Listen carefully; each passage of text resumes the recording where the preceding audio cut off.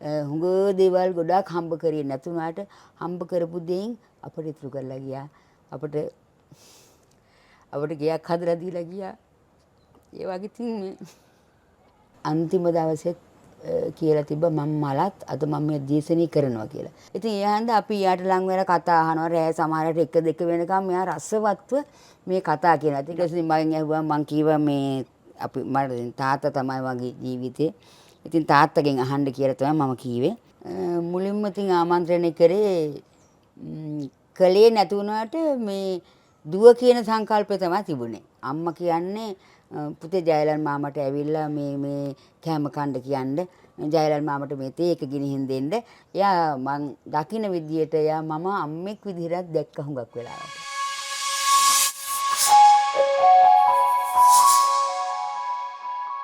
ජයලාල් රෝහණ මට මගේ ජීවිතයේ මෙතුමන් ගුරුවරයෙක්.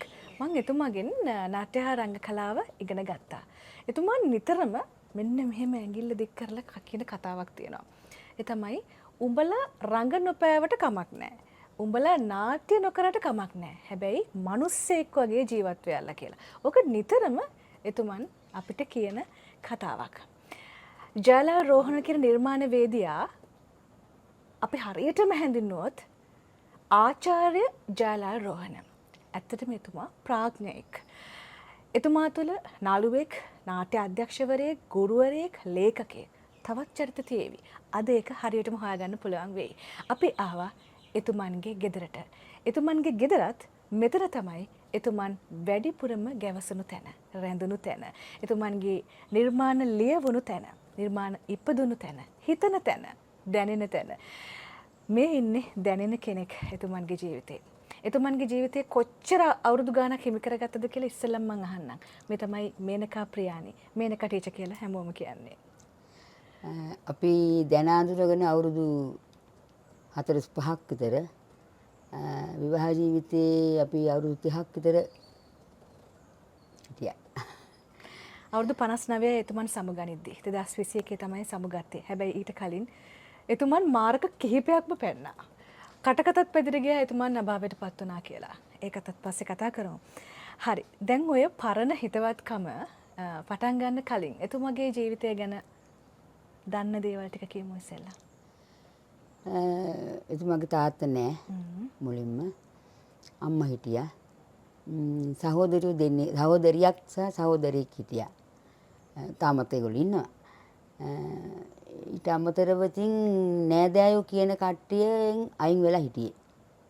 නෑදෑයන්ගෙන් අයින් වෙලා හිටියේ හිතවතුන් සහ ගෝලියන් පමණයි. අපි හම්බෙනකොට මම O level විභාග ලියලා ඉවර වෙලා ඉන්න කාලේ තමයි අපි හම්බුනේ. ඒ හම්බුනේ අපේ ගෙදරදී මගේ මාමගේ යාළුවෙක් විදිහට තමයි අපේ ගෙදර ආවේ. ඊට පස්සේ එයා මම එතකොට A level කරන්න සූදානමින් හිටියේ. ඊට එයා තමයි මට කිව්වේ නාට්‍ය හා රංග කලාව ඇතුළත මම පොඩි කාලේ ඉඳන් ඉතින් නැටුම් වලට සම්බන්ධ වෙලා හිටියේ. නාට්‍ය හා රංග කලාව කරන්න කියලා.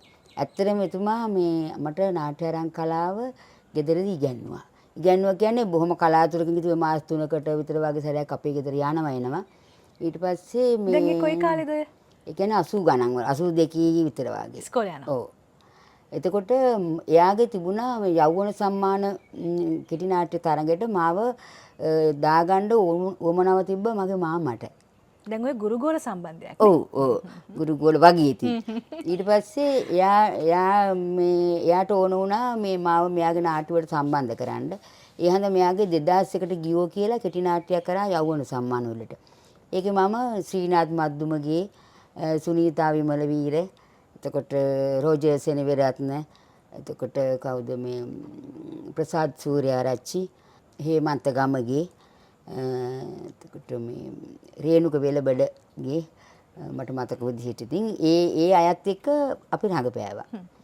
රඟපාලා එයින් අතරේදී මම A level කළා. A level කරනකොට ඉඳලා හිටලා මාමත් එක්ක එහෙ අපි ගම එහෙ මගේ ගම වේරගොඩ කෑගල්ල මොරගොල්ල ඒ පැත්තේ එහෙ දේවාලිගම එහෙම එහෙ තියෙන යම්කිසි සිද්ධාස්ථානවල මෙයා ආටිකල් කරනවා මේ දෙසතියට. දැන් අපේ අම්මත් එහෙ ගියපුවාම දෙසතියේ අපි මේ එයා ආටිකල් කරන්න අපි එක්ක යනවා. ඉතින් ඒ යන්නත් එක්ක මෙයා අපේ ගෙදර නිතර යනවා එනවා. හැම අවුරුද්දකම හැම ජනවාරි 1 වෙනිදාකම වගේ එහෙ තමයි ගෙවුනේ. අපේ අම්මා තාත්තත් ආදරේ මගේ සහෝදරියෝ දෙන්නෙක් ඉන්නේ අපිට සහෝදරියෙක් නැහැ. ඉතින් ඒ හන්දා ඒ සමීප සම්බන්ධතාවයක් තිබ්බා. මගේ පුංචි අම්මගේ මේ නංගිලා දෙන්නෙක් හිටියා. ඒගොල්ලොත් මේ සම්බන්ධයි. ඉතින් අපි ළඟ ළඟ ඉන්නේ. මෙයා ගියපුවාම අපිට ලස්සනට ඔය මැක්සිම් ගෝර්ගිය අම්මා ඒ වගේ කතා මේ බොහොම පණ පිහිටවල මේ අපිට යා කියලා දෙනවා. ඉතින් අපි කෙල්ල 5 දිනාම මෙයාගේ වටේ ඉඳගෙන මේ කතා හරි රසවත්ව අහනවා. ඉතින් ඒ කාලේ ඉඳන්ම මෙයාගේ බුද්ධිය තිබුණා අපි දැක්ක විශේෂ දෙයක් තිබුණා අපට. ඒ හන්දා අපේ අම්මලා ඉතින් ඕන තරම් මෙයත් එක්ක අපි ඉන්නවට හරි කැමතියි. ඒ කියන්නේ මෙයා නිකන් ඉන්නේ නැහැ ගියපුවාම ඉතින් ලෝකෙද රටේද ලංකාවේ දේවල්ද සියලුම දේවල් ගැන අපිත් එක්ක කතා කරනවා. ඉතින් දැන් ඒගොල්ලෝ දකින්නවනේ පිටින් එන. ඉතින් ඒ හන්දා අපි යාට ලං වෙලා කතා අහනවා. රෑ සමහරට 1 2 වෙනකම් මෙයා රසවත්ව මේ කතා කියනවා. ඉතින් අපි කට අරගෙන අහගෙන ඉන්න. ඉතින් අපිට වෙන එහෙම කෙනෙක් ඇත්තෙත් නැහැනේ. අහගෙන ඉන්නවා. අපි ඉතින් එහෙම මීටියා. ඊට පස්සේ ජයලාල්ගේ ඒතර මම ඒ ලෙවල් ඉතින් කරන ගමන් ඊට පස්සේ ජයලාල්ගේ දිගනාට්‍ය ලෝකා නාට්‍යයට මට සම්බන්ධ වෙන්න අවස්ථාවක් හම්බුණා. අපි ඒකේ රංගපෑවා. දැන් ඔය පරණ කියපු අය මේ රසාදරි පීරිස් එක්ක අපි මේ බොහොම රසාදරි පීරිස් තමයි මට පොඩ්ඩක් සපෝට් එක දුන්නේ. ඒ කාලේ එනේ ඒ කාලේ තමයි ඔව් එතකොට අපි ඒ ලෙවල් ලියලා ඉවර වෙලා මම මේ එතකොට පොඩ්ඩක් ඉතින් පොඩි එකක් තිබුණා. ඉතින් මේ ඊට පස්සේ මගෙන් ඇහුවා මං කීවා මේ අපි මට තාත්තා තමයි වගේ ජීවිතේ. ඉතින් තාත්තගෙන් අහන්න කියලා තමයි මම කීවේ. හරි මම අහන්නම්. එතක අපි පොඩ්ඩක් ගිහලා අවුරුද්දක් විතර ගිහපුවාම කෙලිම තාත්තගෙන් ඇහුවා. ඉතින් තාත්තා මට ඉතින් තේරුණා ඉතින් ඔක මේක ඉතින් ඕගොල්ලෝගේ මේ වෙලාව නම් ඕගොල්ලන්ගේ ලැබීම නම් ඕගොල්ලෝ ආදරය කරනවා නම් ඉතින් ඒක මට ගැටලුවක් නෑ. ඉතින් ඕගොල්ලන්ගේ ජීවිතේ හදාගන්න ඕගොල්ලෝ දැනගන්න ඕන කියන එක තමයි තාත්තා ප්‍රකාශ කරුවේ. දැන් ඔහොම කියන් යනකොට මෙන්න මේ කතාව මට අහන්න විතර දැන් ඔය වගේ කතන්දර අතකින් ඔය වගේ කතා අහනවා වගේ හරි බුද්ධි සංවාද ගියපු නිකන් හරි අමුතු જાතියේ සම්බන්ධයක් නෙමේක. ඊට පස්සේ ඒක ආදරයකට පෙරලෙනවා. මට හරි ආසයි ඒ යුගවලදී ඒ අවස්ථාවලදී කොහොමද ඔබතුමීට ආමන්ත්‍රණය කරේ එතුමා? මුලින්ම තින් ආමන්ත්‍රණය කරේ කලේ නැති වුණාට මේ දුව කියන සංකල්පය තමයි තිබුණේ. ඒ හේතුව අපේ මාමගේ යාළුවානේ. එතකොට දැන් මේ අම්මා කියන්නේ පුතේ ජයලල් මාමට ඇවිල්ලා මේ කෑම කන්න කියන්න. ජයලල් මාමට මේ තේක ගිනිහින් දෙන්න. ඒ වගේ තමයි අම්මලා දැන් අම්මා මල්ලිනි කියන කතා කරන්නේ. ඊට පස්සේ ඕම ඉතින් ඒවට අපි එහෙම කිව්වේ නෑ. මොකද අපි වයස් පරතරය අපි දන්නවනේ. ඒ හන්දා මේ පොදුවේ ඉතින් ඔය කතා කරලා ඊට පස්සේ අයියේ කියලා තමයි අපි කතා කරේ ඉස්සෙල්ලාම. මම කතා කරේ අයියේ කියලා. එතකොට මගේ සහෝදරියොත් කතා කරේ එහෙමයි. ඊට පස්සේ මේ දැන් ටිකට් එකක් යනකොට මට ගෙදර කියන්නේ සුදු කියලා. ඔන්න දැන් අපේ ලව් එක ෆෙයාක පටන් ගත්තාම මේනු කියනවා සුදු කියනවා එහෙම. ඊට පස්සේ අපි කසාද බැන්දට පස්සේ ඉතින් සුදු කිය හිටියා මේනු කියනවා සුදු කියනවා එහෙම හිටියා. ඒ කාලේ වෙනකොට මගේ දුව ඔන්න එතකොට දුව ඉපදිලා කතා කරන්න පටන් ගත්තා. ඔන්න එයා කතා කරනම වෙලාවට කතා කරනවා මේ අක්කි කියලා මට. ඒ කියන්නේ මල්ලි ජයනාල්ගේ මල්ලි තුරු මමත් එක්ක හිටියේ. ඒතකොට එයා අක්කි කියනඳ මෙයා ඔන්න අක්කි කියන්න පටන් ගත්තා. අරයා ඒ කියන හන්ද මෙයා ඒ කියන්න පටන් ගත්තා. ඊට පස්සේ දැන් ඒ කියන එක නවත්තලා මේ මේනකා කියන්න පටන් ගත්තා. ඊට පස්සේ මෙයා මට මේනකා කියන්න පටන් ගත්තා. දුව ඔව්. ඊට පස්සේ මේ වැඩේ හරියන්නේ මං ඔයාට දැන් අම්මියෝ කියලා කතා කරන්නේ. ඔයා මට අප්පච්චි කියලා කතා කරන කියලා අපි දෙන්න දැන් කතා කරගත්තා. දැන් ළමයාට අපි දැන් හුරු කරගන්න බෑ. ඔන්න ඊට පස්සේ එයාට අප්පච්චි කියලා මම කතා කරනවා. එයා මට අම්මියෝ කියලා කතා කරනවා.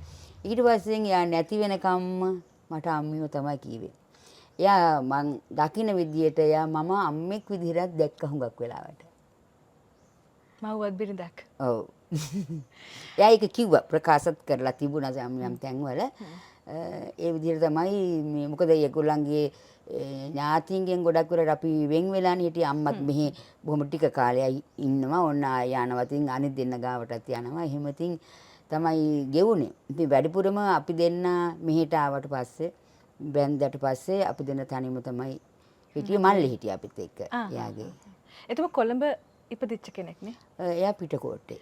දැන් හැබැයි එතුමා තුල ගැමියෙක් හොඳ ගැමියෙක් ජීවත් වුණා. ඉතින් ඒක ඒ වකවානුව තුල මේ පරිසරය එහෙම තමයි.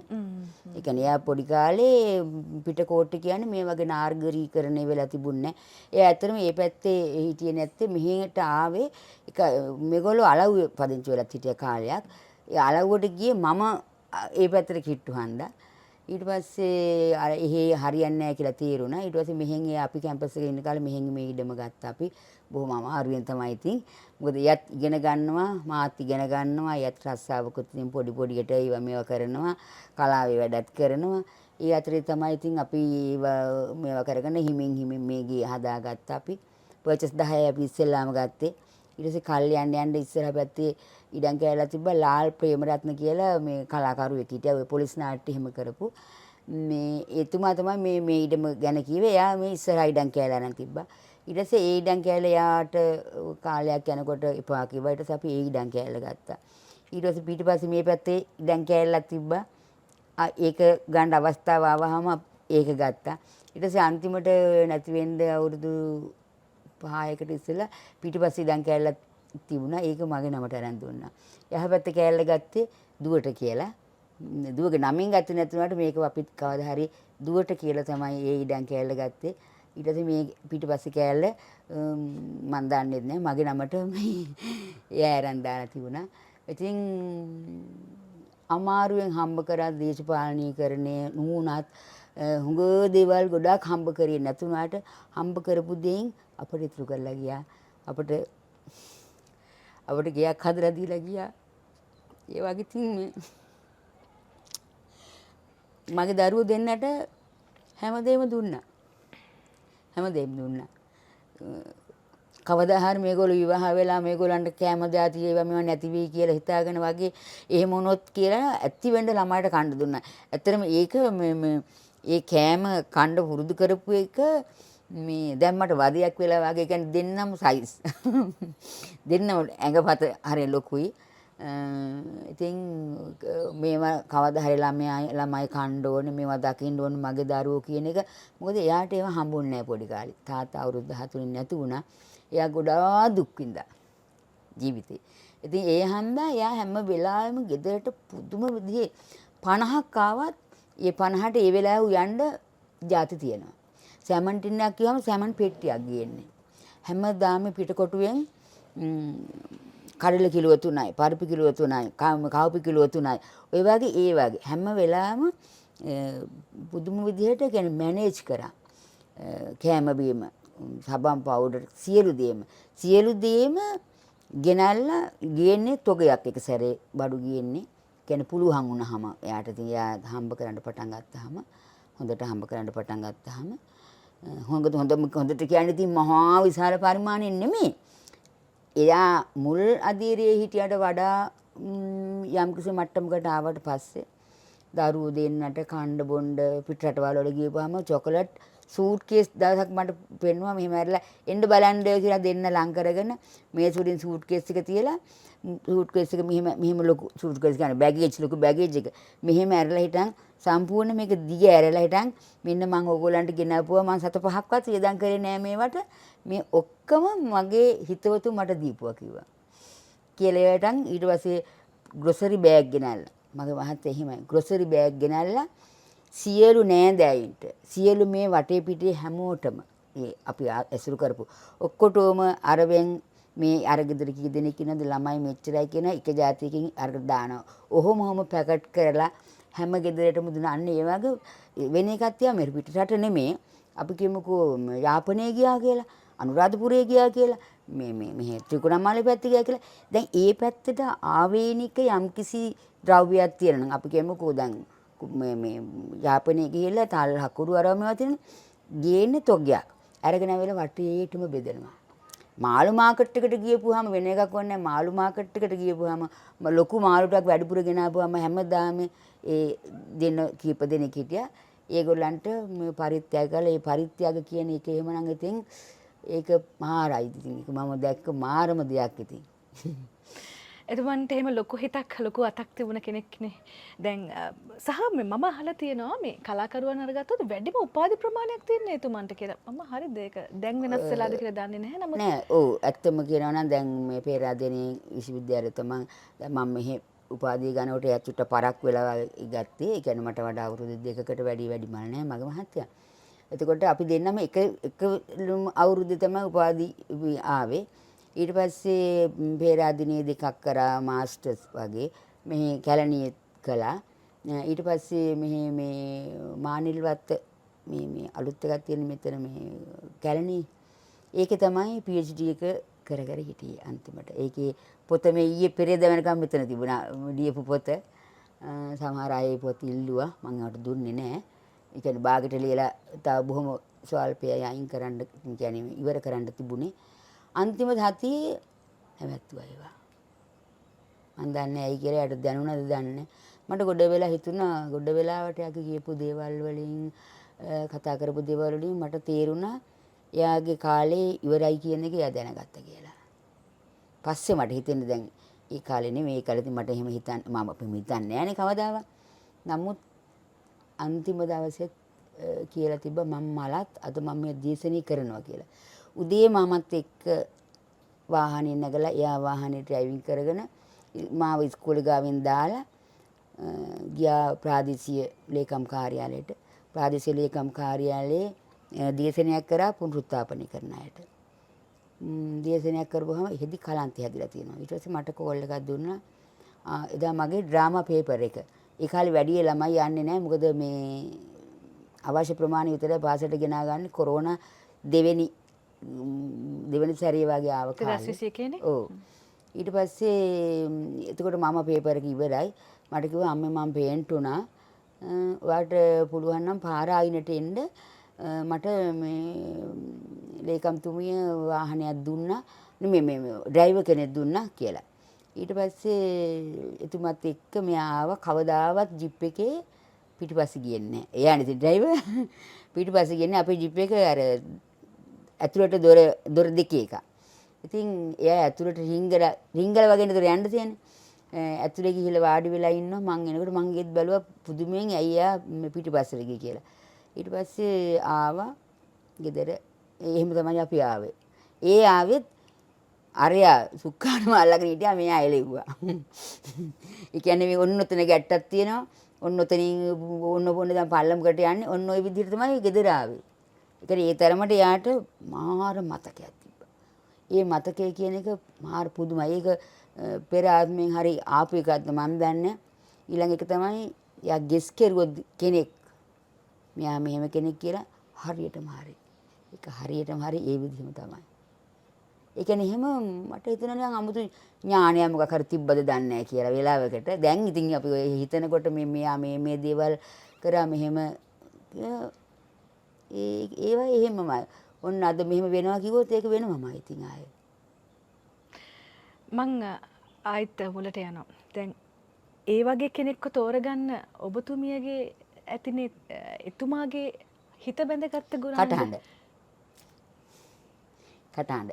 මොකද මගේ අතීතයේ හිටිය සීනි කුමාරයා ඉතින් දැන් වගේ නෙමෙයි. ඉතින් අපි ඇත්තටම මේ ලස්සනයි කියලා තමයි හැමෝම කියන්නේ පවුලේම මම ලස්සනයි කියලා කියන්නේ.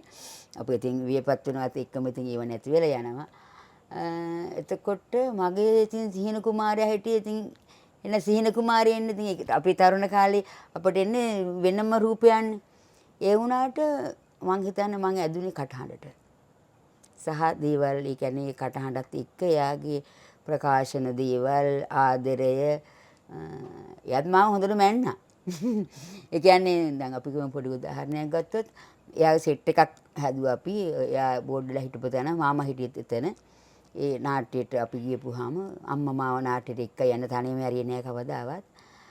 එතකොට මේ සෙට් එක හදනකොට අපි කියමු උදාහරණයක් වශයෙන් මේ නෝය මේ නංගි ගන්නකෝ පිහිය කියලා කිව්වම මම පිහිය අරගෙන මිටපැත්ත යා දෙනකොට මුලේ තියෙනව නේද කෙල්ලට. ඒ වගේ සියුම් තැන් ඒ සියුම් දැන් එයාත් මාව අධ්‍යයනය කරන්න ඇති. මොකද අපි ගොඩාක් කල් ආශ්‍රය කරන්නේ. යාළු වෙන්න ඉස්සර වන්දන අවුරුදු 5ක විතර වගේ අපි හිතවත්කමක් තිබුණා. ලියුම් එවනවා. ඉතින් ඒ ලියුම හරි ලස්සනයි. ඉතින් ලියුම හරි සාහිත්‍ය ගතියක් තියෙන නැති ලියුම් වල. හරි සාහිත්‍ය අදටත් ලියුම් ටික සියල්ල ඒ විදිහටම තියෙනවා. මට යායුවා. මම ඉඳලා හිටලා කියවල බලනවා. ඉතින් කියවුවත් වෙන්නේ අඬන්නනේ. ඉතින් දැනටත් ඉස්කෝලේ යන්න ගියේ අරගෙන යන ඩ්‍රයිව් ගියත් මගේ තියෙන අකුරු හරිය තියෙනවා. දවසකට කීප දෙනෙක් හරි මම මුලින් බැලුවා පොඩ්ඩක් අමතක කරගන්න මට හැමෝම කිව්වා ෆොටෝස් අරවා මේවා අයින් කරන්න කියලා. ඒක කවදාවත් හරියන්නේ නැහැ. මම බැලුවේ ලං වෙලාම හිත හදා ගන්න තමයි මගේ පරමාර්ථය තිබේ. ඒ හන්ද මං දැනටත් මගේ ෆෝන් එකේ තියෙන්නේ එයාගේ ළමයි දෙන්නගේ එයාගේ ෆොටෝ එක. මගේ මේ Facebook account එකේ තියෙන අපි දෙන්නගේ ෆොටෝ එකක්. ඉතින් අහන්නේ දවසකට හරි අහන්නේ නැති කතා කරන්න වෙන්නේ නැති මාතෘකාවක් නෙමෙයි. මම දන්නවා ඒක කවදාවත් වෙන්නේ නැහැ. ඕනම වෙලාවක ඉතින් ඒක ඒ කියන්නේ පෙනෙන්නේ නැතුව තියලා අමතක කරලා අයින් කරන්න පුළුවන් චරිතයක් නෙමෙයි. ඉතින් හරිම ආදරණීයයි යකෙක් වගේ. සමහර වෙලාවට කේන්තියන හරියට. හැබැයි ඒ කේන්තිය මේ චූටි වෙලාවයි තියෙන්නේ. මගේ ඒක පොඩ්ඩක් ඈතට තියෙනවා. දැන් මම පොඩ්ඩක් කෑ ගැහුවොත් මොන හරි වෙලා කුස්සියෙන්ද සිංහල දුවගෙනම ගියා මේක ඇස්සට. එයාගේ පොත් ගුරට ගියා. එයා ඉන්නවා. ළමයිගෙන් අහනවා අම්මට කේන්ති ගිහින් ඉවරද කියලා අහලා තමයි එන්නේ. ඊට පස්සේ ඉතින් ඉන්න බෑ. ඇඟේ මෙහෙන් හැප්පිලා යනවා. මේ මොනවා හරි දෙයක් කරලා ඒ විනාඩි බොහොම සීමිත කාලයයි මේ තියෙන්නේ. ඔය එතකොට ඉතින් මගේ වැඩ පෙන්නනවා. කොහොම තමයි ඉතින් අපි හරි සුන්දරයි හරි ආදරණීය විදිහට හිටියා. බැනුම් ඇහුවේ ඇත්ති වෙන්න බයින්ඩට ඕනේ නම් බනිනවා ඉතින් ආයෙ. මොන වගේ දේවල් වලට සාමාන්‍යයෙන් එතුමට එහෙම බනින්න හිතෙන්නේ? අනුන්ගේ කෙහෙම්මලකට මොකක් කවන්නක.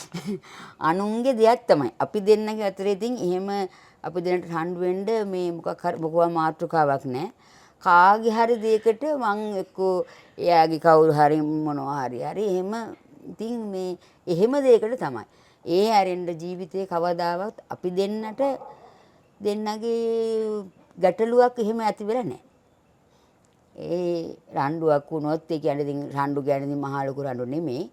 කියව ගන්න එක තමයි තියෙන්නේ. කියවන එක ඉතින් ආයේ එයා කියන්න කිව්වම ඒක කොහොමද අපි දෙන්න එකම ලග්නේ. ඉතින් ඒකට කේන්ති ආවොත් දෙන්නටම එකටනේ. ඉතින් අපි දෙන්න එයා මට දවසක් කියනවා මට කේන්ති ආවොත් ඔයා ඔය පල්ලෙහාට හරි ගිහිලා හිටන් පොඩ්ඩක් මයිත් එක්ක එල්ලෙන්න දෙන්න එපා. ඔයාට කේන්ති ආපුවාම මමත් ඒ විදිහට. ඉතින් ඒක ඒ විදිහටම සිද්ධ වුණා. ඒ විදිහටම සිද්ධ වුණා. අපි දෙන්නට කේන්ති ආවොත් මේ එක්ක එයාට කේන්ති ආවොත් මම මගාරිනවා මට කේන්ති ආවොත් එයා මගාරලා ඒ විදිහට හරි ලස්සනට හිටියා. මට උදව් කරා ඉස්කෝලේ වැඩවලට. කිසි වෙලාවක ඉස්කෝලේට ඇවිල්ලා උදව් කරන්නේ අපි ගියමුකෝ කවන්නද කිව්වට අනේ කමන්නේ. මේ අපි ගියමුකෝ දැන් මට නාට්‍ය පිටපතක් ඕනේ ඉස්කෝලේට. ඉස්කෝලේට දැන් නාට්‍ය පිටපතක් දැන් කිව්වම දැන් මං කියනවා අනේ ජයලාල් මේ නාට්‍ය පිටපතක් මට ලියා ගන්න ඕනේ. දැන් මේ කොමර්ස් ඩේ එක තියෙනවා මේ ආර්ට් ඩේ එක තියෙනවා තරඟවට නාට්‍ය පිටපත් මම ලියන්නේ. එතකොට දැන් අනිත් ටීචර්ස්ලාගේ මේ වයිෆ්ලත් මේ නාටිකාරියෝද ඒගොල්ලොත් කොහොම හරි ඒගොල්ලෝ ලියනවා. ඔයා ලියන්න. ලියලා මට දෙන්න. මම ඒක සංශෝධනය කරලා දෙන්න. කියලා. ඉතින් දැන් මම ඉතින් කරගෙන ඔන්න එතකොට මට කේන්ති එනවා. දැන් යාගේ සියලු වැඩත් කරන්නේ මමනේ. මට මේ එක අර කණ්ඩ උයන්ඩයි කියලාද මං කියනවා. ඉතින් ඒ තරමටම අනිවාර්යෙන් හැම දවසකම කවුරු හරි කණ්ඩ පිටින් හිටියාමයි. කවදාවත් අපි හතර දෙනාගේ ප්‍රමාණයට කැම ඉදුන්නේ නැහැ මේ ගෙදර. ඒ වගේම මේ ගෙත් ඇත්තටම මාර වාසනාවන්තයි. කවදාවත් නෑ කාට හරි කණ්ඩ බොන්න නෑ කියලා දවසක් නෑ. අදටත් එහෙමයි. කොච්චර මට බැරි වුණත් ඉතින් එහෙම නෑ. ඉතින් මේ කොහොම හරි ඉතින් ඒ වගේ වෙලාවට එයා කියන්නේ මේ ඊට පස්සේ එයා ඉතින් කවදාවත් ලියලා දෙන්නේ නෑ. දැන් මෙන්න මේ වගේ ප්ලොට් එකක් ගන්නවකෝ කියනවා ඇඳේදි තමයි කියන්නේ. ඉතින් මම දරබිඩි ගාලා දුවලා ගිහලා පොත එහාට. පොත නෙමේ හිතේ තියාගෙන ඔයා ලියන්න කියනවා. මෙන්න මේ වගේ දෙයක් හොඳයි මෙහෙම වෙන්නේ ඒකේ මේ විදිහට තමයි අවසාන වෙන්නේ මේ විදිහට තමයි මෙහෙම වෙන්නේ කියලා කියනවා මම ලියන්න ඕනේ. එයා කවදාවත් ඒ නාට්‍ය පිටපතක්වත් මට මෙහෙම ඔයා මෙන්න මේක කරන්න කියලා එහෙම ලියලා දෙන්නේ නැහැ. හැබැයි ඉතින් මම ඉතින් හිතේ තියාගෙන ඉඳලා ඊට පස්සේ මගේ අදහසුත් දාලා ඔය දැන් සමහරලාට දැන් ගෝලයන්ගේ මට ඉන්න හොඳ ගෝල පරම්පරාවක් එයාට වගේම ආඩම්බරෙන් මම කියනවා. ඉතින් මාර ආදරී ඒගොල්ලෝ අදටත් උපන්දිනේ දවසට කේක් එක උස්සගෙන එනවා. අවුරුද්දට හැමදාම එනවා. සාරිය වගේ ගෙනත් දීලා මට වදිනවා. ඉතින් පුළු පුළුවන් විදිහට ඒගොල්ලන්ට. ඒ වගේම ළමයි මට පුදුම ආදරේ මං හිතන්නේ මම ආදරණීය වෙච්ච හන්ද වෙන්න ඇති ඒගොල්ලන්ට. මං හරිය සන්තෝෂෙන් තමයි 2027 පෙන්ෂන් යන්නේ. ඒ කියන්නේ යාට වගේම මට හොඳ ගෝලයෝ පිරිසක් හිටියා. ඉන්නවා. මං ආදරේ අදටත් හැමෝටම ඒගොල්ලන්ට. හැමෝම මේ ගෙදර ඇවිල්ලා තියෙනවා. ඉතින් හුඟක් අය බොහොම කීප දෙනෙක් ඇරෙන්න ඒ ලෙවල් කළා නම් ඒ හැමෝම මේ ගෙදර ඇවිල්ලා තියෙනවා කාලා බීලා ගිහින් තියෙනවා අදටත් එනවා. මං හරි ආදරේ මගේ දරුවන්ට. එතුමන් ලියපු පොත් මොනවද කියලා හෙව්වොත් ඔබ කියයි. එතුමන්ගේ වේදිකා නාට්‍ය සිනමා මේ ඔක්කොම ඔබ කියයි. ඔබ දන්නවා. හැබැයි අපිට ඕන උනේ ඔබ නොදන්න අපි නොදන්න ජයලාල් රෝහණ නම් තාත්තා සැමියා අර කියන වගේ ආදරවන්තයා ඒ ගැන ටිකක් වැඩිපුර කතා කරන්න. ඒකයි මම මෙතුමියට බාධා කරේ නැත්තේ. ඒ තෝරා ගැනීම හරිනේ. ඔව් හරියටම හරි. මං හිතනවා හරියටම හරි. දරුවෝ දෙන්නගේ බොහෝ විට එයාගේ ගතිගුණ තියෙනවා. බොහොම සංවේදී ඒගොල්ලෝ ආඩම්බරයි. තාත්තා ගැනත් ආඩම්බරයි. ඒගොල්ලෝ ගැනත් ඒගොල්ලෝ හොඳ තැනක ඉන්නවා. ඉතින් මේ ඒ කියන්නේ මෙහෙම පොළවේ පය ගහලා ඉන්න දරුවෝ දෙන්නෙක් මං හදලා තියෙන්නේ. ජයලාල් හැදුවේ පොළවේ පය ගහලා ඉන්න පුළුවන් දරුවෝ දෙන්නෙක් ඕනම විදියකට උසස් තත්ත්වයක ජීවත් වෙන්න පුළුවන් කාලයක් ඒගොල්ලන්ට එයි. නමුත් කොච්චර බැරි වුණත් අර ජයලාල් කියන වාගේ පොල් කෑල්ලක් විකුණ කියන්නේ පොල් ගොඩක් විකුණලා හරි ජීවත් වෙන්න ඒගොල්ලන්ට ශක්තිය ධෛර්යය තියෙනවා. ඒ විදිහට තමයි හදලා තියෙන්නේ. නිර්මාණකරුවෙක් වුණාම ටිකක් වැඩිපුර ඇති ලෝකෙටනේ. එතෙන්දී ඔබතුමිය දරාගත්තේ කොහොමද? නාට්‍යව රංගපාද්දි නළුවෙක් වෙද්දි. ඇත්තටම හරි අමාරු වැඩක් ඒක. ඒ කියන්නේ හුඟක් වෙලාට ගෙදර නෑ. මම බඳපු අලුතම නම් ඇත්තෙම නෑ ගෙදර. දැන් ළමයි ලොකු වෙන්න තමයි එයා වැඩිපුර ගෙදර හැදුනේ. සහ කොරෝනා කාලේ. මේ ඉතින් නෑ මං හිතන්නේ මට තිබුණා මේ මගේ තාත්තගේ ඉවසීම. තාත්තා පුදුමාකාර ඉවසන මිනිස්සෙක්. ඉතින් ඒක මට ලැබිලා තියෙනවා. ඒ හන්ද ඒ ඉවසීම තුල තමයි අපි දෙන්නගේ විවාහ ජීවිතේ හරි තිබුණේ. එහෙම නැත්තම් ඇත්තම කියනවා නම් දැන් ඒ වගේ ප්‍රශ්න වලට දැන් එයා ගෙදර නැති ප්‍රශ්න ළමයිගේ සියලු දේ මම කරන්න ඕන ප්‍රශ්න එයාගේ කට්ටිය එනකොට තියෙන ප්‍රශ්න මේවත් එක්ක එහෙනම් අපි ඩිවෝස් වෙලා සෑහෙන්න දෙතුන් පාරක් ඩිවෝස් වෙලා අනේම කිව්වනම් හරි. ඒ කියන්නේ ඒ තරම් තිබුණා ඒ ඉවසීම සහ අර එයාගේ ආදරණීය බව. මේ ආදරේ පුරවලා දුන්නා. ඒ නිසා මේ කේන් තියෙනවා ඒක උපරිමෙන්ම තියෙනවා. නමුත් දෙන්න ඕන වෙලාවට ආදරේ පුරවලා දුන්නා. මට මේ ජීවිත කාලෙටම ඒ ආදරේ ඇති. මම සෑහීමටපත් වෙනවා.